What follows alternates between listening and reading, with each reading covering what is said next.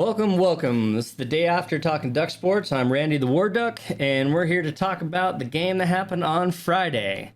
That game was against number 6 Oregon and Michigan State. That game went as expected, sort of. Oregon was expected to win that game. They did so. They blew out Michigan State.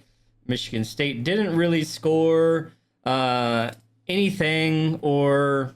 Actually, they were close once in the first half, first quarter, first drive. And then after that, there was nothing until basically cleanup time in the fourth quarter. Oregon didn't quite get that goose egg, but they definitely held Michigan State out of the game the whole time. Now, this game could have been a lot worse, but Oregon made some mistakes, and that just is what it is. Let's go ahead and take a look at some of this. All right, so final score, 31-10. Oregon was a 21.5 point favorite in that game, and they just barely missed it, to some people's chagrin. But scoring, Dillion Gabriel rushed for a TD. Second quarter, James rushed for a TD. Evan Stewart catches a pass for a TD. Third quarter, we get Boyle for a 50-yard field goal, which we'll talk about in a minute. Fourth quarter, Tez Johnson gets a passing TD, and then with 8 minutes and 27 seconds left, Michigan State gets their first score. They get a touchdown, and then they get a even later field goal. So if we look at this, Oregon just dominated the whole time. 25 first downs to 16. Third down efficiency, Oregon was 50% at 6 for 12, and Michigan State was 2 for 11. Fourth downs, Oregon was 2 for 2. Michigan State was also 2 for 2. Rushing yards, 213. Oregon holds Michigan State University to 59 rushing yards. That's kind of insane. Passing yard total, 264 to 191. Yards per game, 477 to 250. Sacks. Oregon had 5 sacks in this game. Their defense lived in Michigan State's backfield there around the quarterback, hurrying him, rushing him, knocking him down, sacking him. It was a good day for the defense. Interceptions. This is very interesting. Michigan State throws 0 interceptions, and Dillion Gabriel throws 2. And we'll talk about those in a few minutes. Punting average. They had 6 punts. Oregon had 2. Penalty yards. Both teams had 5 penalties, 41 yards for Michigan State and 35 for Oregon. The yardage on the penalties wasn't bad, but still, sometimes those penalties just have really bad timing, and that kind of hurt Oregon just a little bit. Michigan State had 2 fumbles, 1 for loss, and then time of possession, Oregon comes away with time of possession in this game. Now, if you look at the box score here, you got blanks across the board till the fourth quarter. They get their 10. And then we'll go ahead and take a look at the stats here. So Dillion Gabriel comes down man, okay. So I thought the first pass that was intercepted for Dillion, I'm not that upset with the interception and the decision to throw that one. It was kind of a to the corner. He was running out to the side. He throws the ball, and the guy just cuts it and gets the interception. Great interception, great play by the defense. And that one, Dillion thought he could pin it in there. So, okay, fine. I'm okay with that one. However, the second one was almost exactly the same thing, and I thought that one was kind of unforgivable, especially after the first one. But both of them were in the red zone where Oregon had points on the board, right? You even if you can't punch it in the end zone, you still come out with 3. But that really changed the game, because this game easily should have been 28-35 at the half. Instead, it's not. And you still give Michigan State a little life, but I don't know. So Dillion Gabriel now has as many interceptions as he did his freshman year. Apparently, I guess that was one of the statistics I saw. So, I think he's trying to do too much. I think he just needs to settle down a little bit and protect the ball. I know that it's kind of hard when you have that confidence that you can rifle that ball in there, but sometimes it's just better to not make that decision and not force something that's not there. In a better game, Oregon plays Ohio State next week. Dillion Gabriel can't make those kind of decisions. He can't make those kind of mistakes, because every time you give Ohio State a turnover or every time you give Ohio State the ball, they have the potential to score super fast and put you behind the curveball, and you don't want that. So Dillon's got to protect the ball. He's got to clean that up. But like I said, the first one, okay, the defensive guy made a great play. The throw wasn't the best, but he should have learned from that immediately and not made the exact same mistake that he came back down with later on in the red zone. But enough about that. Otherwise, he was 20 for 32, 257 yards, 8-yard average, 2 TDs, 2 interceptions. Not his greatest day, but again, he still did better than, lots of quarterbacks. So it's kind of hard to put too much on him there. And of course, the defense bailed him out. So you go over here at Michigan State, and like I said, Oregon defense lived in the backfield there. He was 10 for 17, 154 yards, 9 average. He was pretty much a non-factor. Let's look at the run game.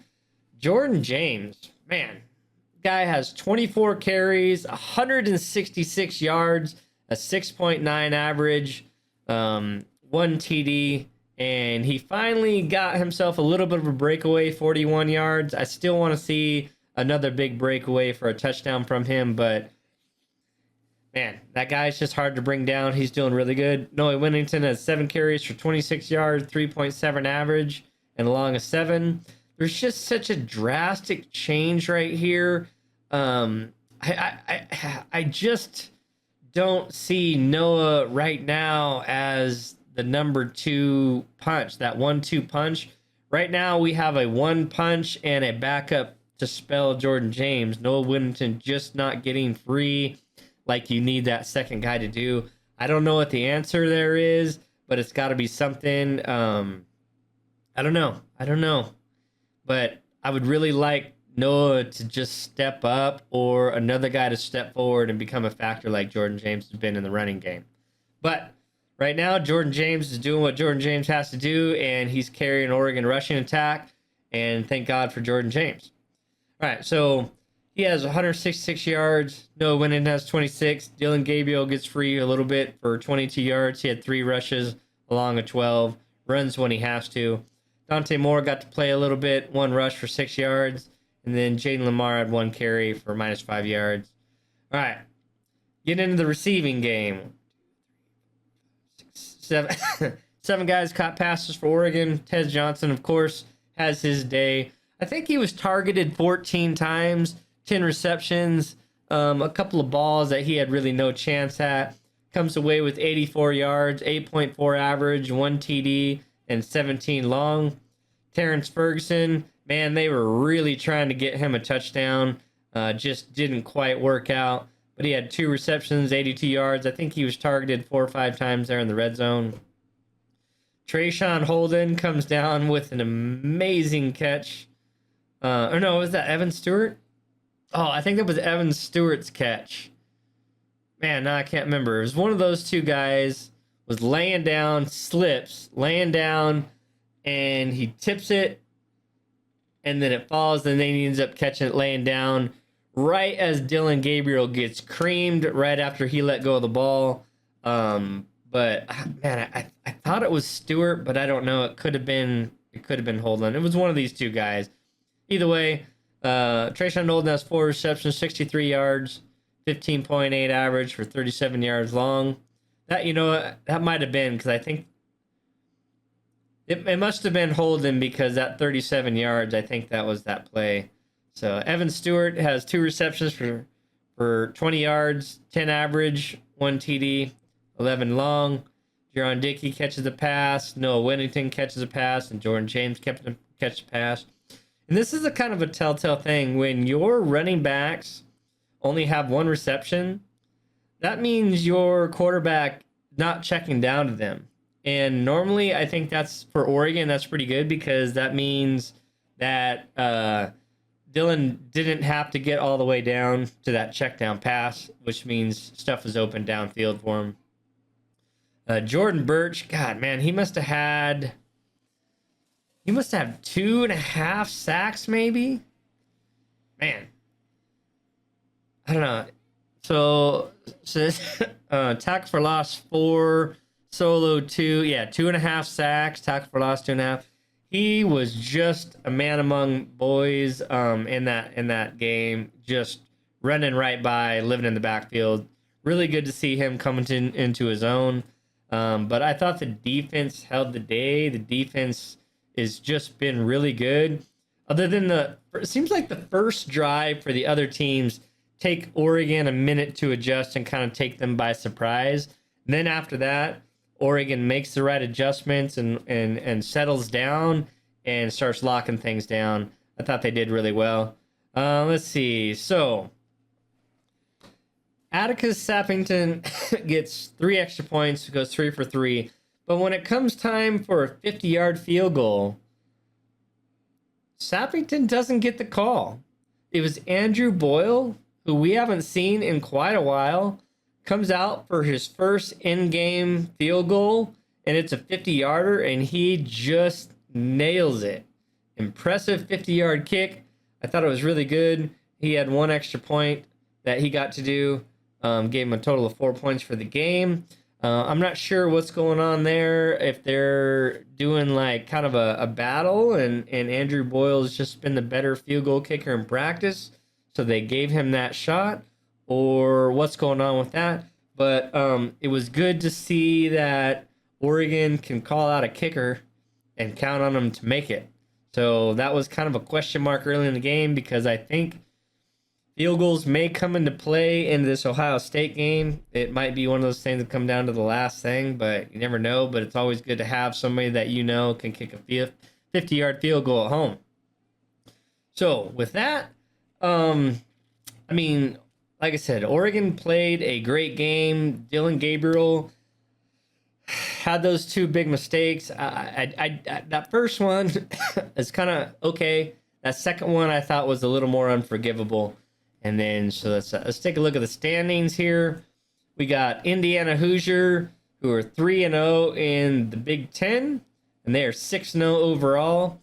Ohio State is 2-0, 5-0 overall. Oregon Ducks are 2-0, 5-0 overall. Penn State is 2-0, 5-0 overall. Then you got a whole slew of teams below that. 4 teams left in the Big Ten that are undefeated. You got Washington with 1 conference loss, 2 losses overall. You got Nebraska with 1 conference loss and 1 overall loss. You got Michigan Wolverines with 1 conference loss and 2 overall losses. And then Illinois was 1-1, Rutgers 1-1, Iowa 1-1, Wisconsin 1-1, and then you go on from there. This is where it's really strange. Minnesota comes up and beats USC, put them both 1-2. I didn't really expect to see USC at the bottom of the Big Ten this year. I expected Washington to be down there, but we still got a long time to go, but this is the way it's shaking out right now. All right, let's look at this. So there was a whole bunch of upsets this weekend. You had number 1 Alabama losing to unranked Vanderbilt. You had number 4, who was number 4? Tennessee. You had Tennessee losing. You had number 8 Miami struggling to beat California with basically a last-minute touchdown. And then you had number 9, 10, and 11 all lose. So just a weird day in the top 25.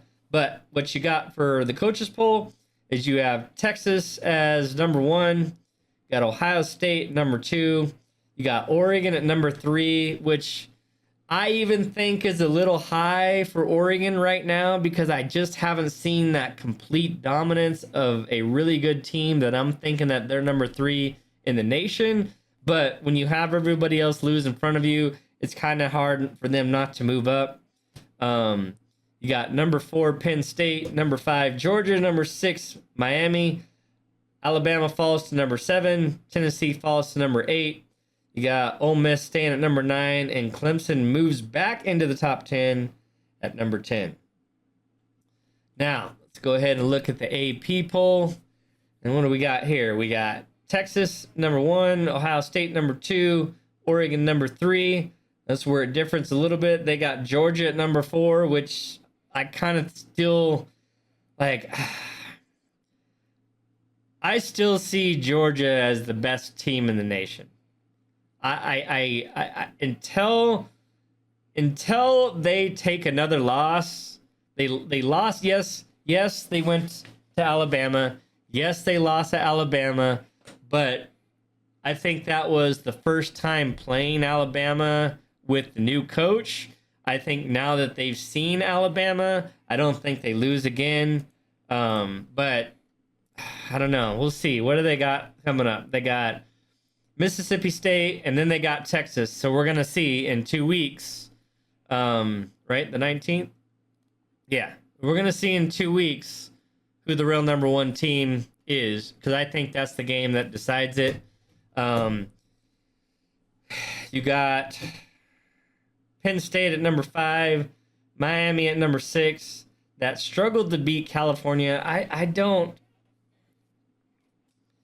don't think Miami beats any of these teams up here, to be honest, but whatever. Miami at number 6, Alabama number 7, Ole Miss number 8, Tennessee drops to number 9, and LSU moves into the top 10 in the AP poll with Clemson right behind them. So if you look at this, what do we got? 1, 2, 3, 4, 5, 6, 7, 8, 9 unbeaten teams still left in the top 25. You got Indiana. I don't know what to make of Indiana right now. They look really good, but they really I feel like they just really haven't played anybody to really show that that's the case. But we're going to find out in the next 2 weeks. We're going to find out real soon if Indiana's for real or not.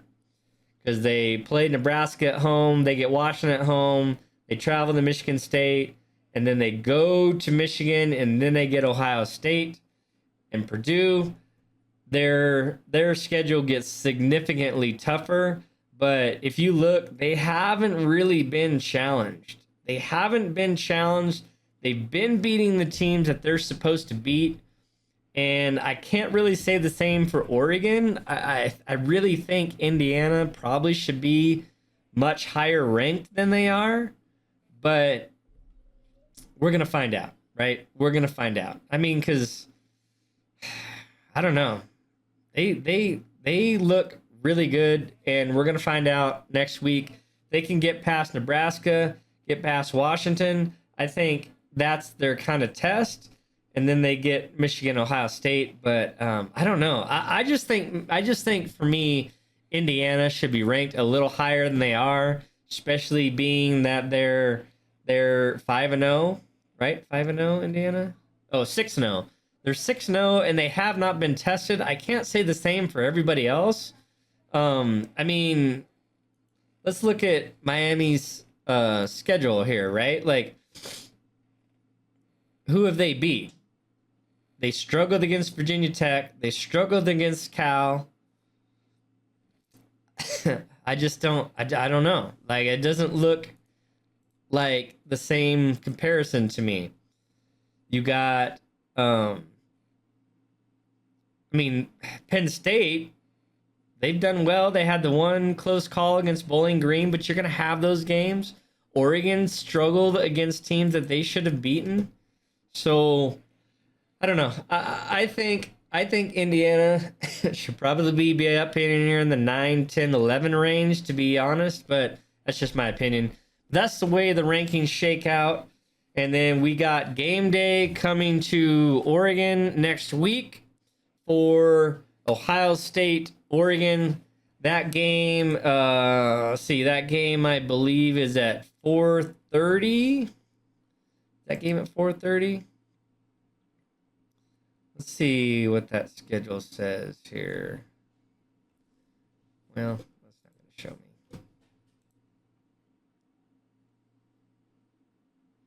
Yeah, 4:30. I'm assuming that's Pacific time, so 7:30 for you East Coasters if you're watching. So, yeah. So next week, game day is at Oregon. Game day is at Eugene, Oregon, at Austin Stadium. Ohio State comes to visit. I think right now Ohio State is favored by 4.5 points, and rightfully so. They've shown that that's where they should be. I thought Iowa gave them a pretty good first half. Ohio State blows it open in the third quarter, but Iowa put some pressure on Ohio State to win that game, and Ohio State did what Ohio State had to do. And this is going to be a thing where it very well could be, because Oregon seems to struggle in the second half. It could be Oregon in the first half and Ohio State in the second half, and whoever just has the better half wins that game. It's going to be very interesting to see. I'm excited for that game. I don't think we'll see a shootout, but I do think we see probably 3 or 4 touchdowns each side. But I don't think it'll feel like the shootout like what we're expecting. I think it's going to be. I don't think it's going to be back and forth. I think you're going to see Oregon early, and then I think you're going to see Ohio State later, and it's just going to be one of those things: can Oregon hold on, or is Ohio State just too much? And we're going to find out next week at 4:30 Pacific. So let's go Ducks. Let's get this done. But much love all, and we are out of here. Hope to see you next week.